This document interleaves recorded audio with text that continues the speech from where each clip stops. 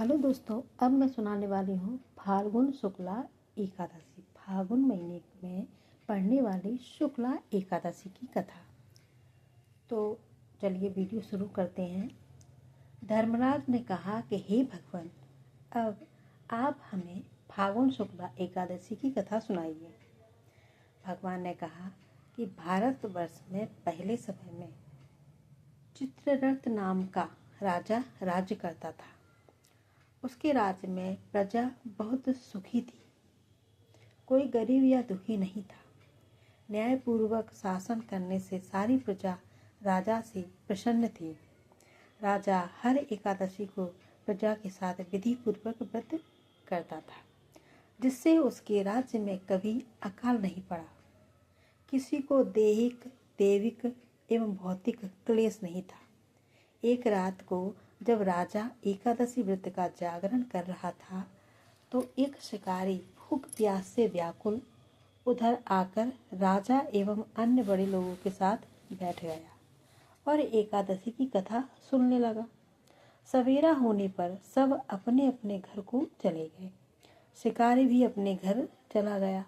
रात को कथा सुनने से शिकारी ने मांस खाना, शिकार करना और शराब पीना आदि सब बुरे कर्मों को छोड़ दिया और धर्मात्मा बन गया। अपने शुभ कर्मों से उस शिकारी ने मरने पर राजा चित्ररथ के घर में पुत्र रूप में जन्म लिया। उनका नाम वसुरथ रखा गया। वह बचपन से ही बहादुर एवं धर्मात्मा था।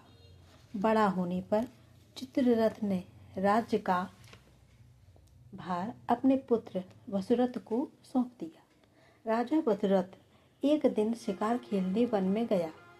वहां पर मार्ग भूलकर इधर उधर भटकने लगा। भूख प्यास से बहुत तड़प रहा था कि तभी उसने भगवान से प्रार्थना की कि हे भगवान, मैंने ऐसा कौन सा कर्म किया है जिससे मैं इतना कष्ट उठा रहा हूँ। तभी भगवान की प्रेरणा से उसको ध्यान आया कि आज एकादशी है और मैं प्राणियों की हिंसा कर पाप का भागी बन रहा हूँ। इसी कारण मेरी यह दशा हो रही है।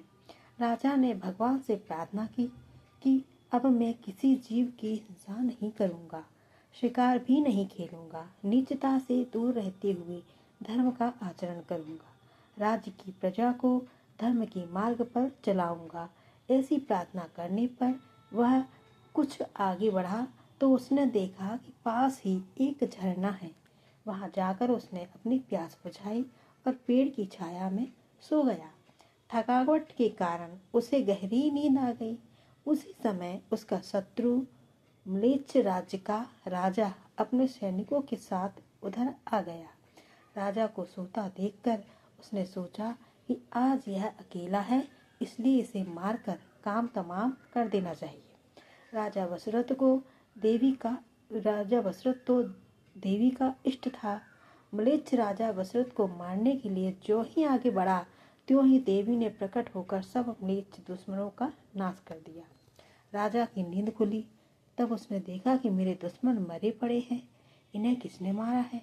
वह इसी अचरज में था कि आकाशवाणी हुई कि हे राजन, तुम धर्मात्मा और एकादशी का व्रत रखने वाले हो, इसलिए देवी ने प्रकट होकर, एकादशी मैया ने प्रकट होकर तुम्हारे दुश्मनों का विनाश कर तुम्हारी रक्षा की है।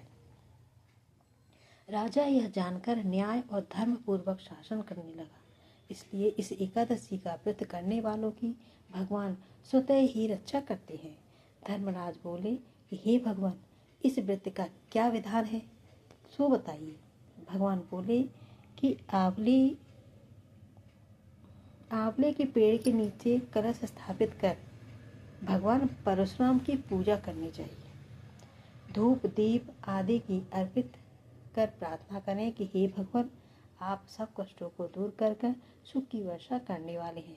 मैं आपकी शरण में हूँ, मेरे सर पर भी कृपा करो और शांति प्रदान करो। रात में विष्णु भगवान की पूजा कर सत्संग करना चाहिए, रात बितानी चाहिए सत्संग करके। प्रातः शुद्ध होकर ब्राह्मणों को भोजन करावें और यथाशक्ति पात्र वस्त्र आदि दान देवें। इसमें क्या फलाहार होता है? इस दिन आंवले के पेड़ के नीचे कलश स्थापित कर धूप दीप नैवेद्य पंचरत्न आदि के परशुराम भगवान की पूजा की जाती है और इस दिन आंवलों की बनी हुई चीज़ें आंवलों का सागार लिया जाता है। तो ये थी हमारी फागुन की शुक्ला एकादशी। तो आपको वीडियो कैसे लग रही हैं कमेंट कीजिए, सब्सक्राइब कीजिए।